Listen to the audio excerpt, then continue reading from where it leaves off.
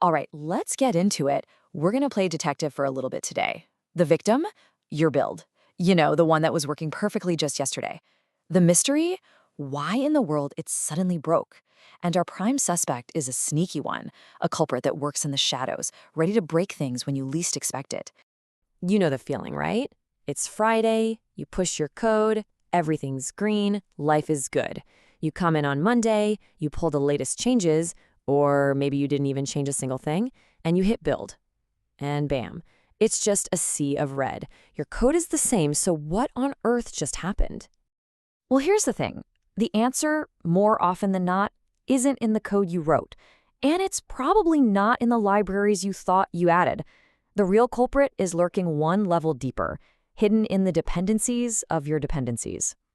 And that, my friends, brings us to our prime suspect, the transitive dependency. To crack this case, we have got to understand exactly what we're up against. So what is it, really? It's basically a hand-me-down dependency. Think of it this way. You asked for one library to come to your project's party, but that library couldn't work without its friend, so it brought it along. You didn't directly invite that second library, but hey, it's here now. Let's make this super clear. Say you add library A to your project. That's your direct dependency. You explicitly asked for it. But library A needs library B to do its job. So without you even realizing it, library B gets pulled into your project too. And just like that, library B is now your transitive dependency. It sounds harmless, I know, but this is where the trouble almost always starts. Okay, so we've identified our suspect. Now let's look at its MO. How does this seemingly innocent dependency cause so much chaos? Well, it turns out there are 4 common ways it just completely wrecks your build. First up, we've got the absolute classic case, the version mismatch. This is what happens when your project ends up in a situation where it needs 2 different versions of the exact same library at the exact same time. So here's how it goes down. Imagine your app uses library A, and that library needs version 1.5 of, let's call it library B. Simple enough. But your app also uses library C, which needs a newer version, version 2.0, of that same library B. Now your build system is stuck. It's got a huge problem. Which one should it pick? It can't use both, and that standoff right there is a surefire way to break your build. All right, let's move on to the next method. This one has a pretty memorable name, actually, the diamond dependency problem. And it's a very specific and oh so tricky kind of version conflict. So picture this. Your app is at the top of the diamond. It needs both library A and library C. But here's the twist. Both library A and library C depend on the same library down below, library B. See the diamond shape it makes? Now, if A needs version 1 of B, but C needs version 2 of B, your dependency manager is caught right in the middle of a fight it just can't win. This next one, this one is subtle. It's sneaky. It happens when you make a change that you think is totally safe, but it ends up triggering this hidden destructive chain reaction.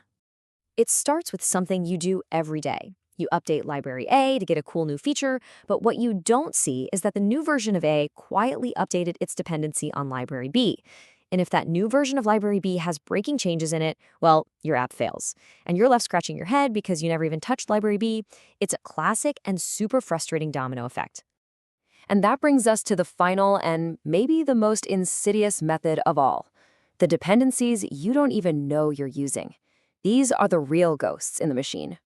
The real danger here is the unknown, because you aren't even aware that you rely on this library. You can't possibly plan for the risks. What happens when its creator just deletes it, or a massive security flaw is found?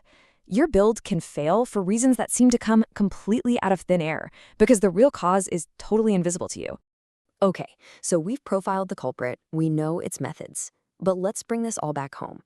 Why is understanding this stuff so critical, specifically for those of us in the iOS world?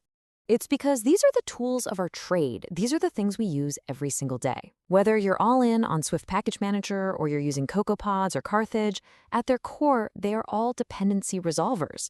They are the ones navigating these tangled webs for us.